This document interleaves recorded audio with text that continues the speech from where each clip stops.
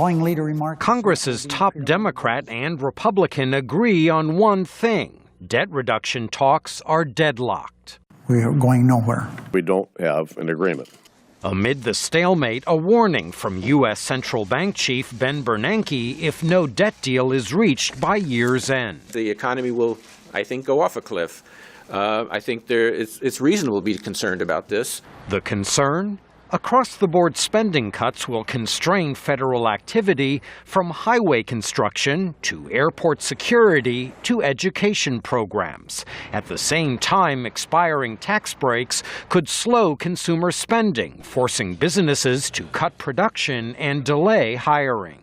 Retail executive Steve Sadoff. We'll clearly be cautious. I'm hoping we'll get a resolution to the fiscal cliff.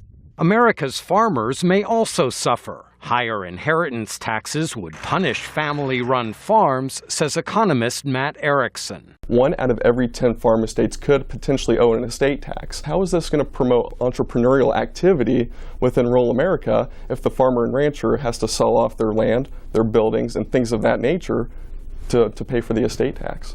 With debt negotiations stalled, all sides are pointing fingers. Republican House Speaker John Boehner. Unfortunately, the White House is so unserious about cutting spending.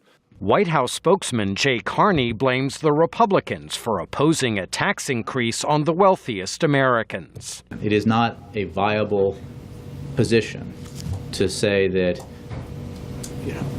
the highest priority here should be that wealthy folks get another tax cut. That is not good economic policy. We can't afford it. It's not fair.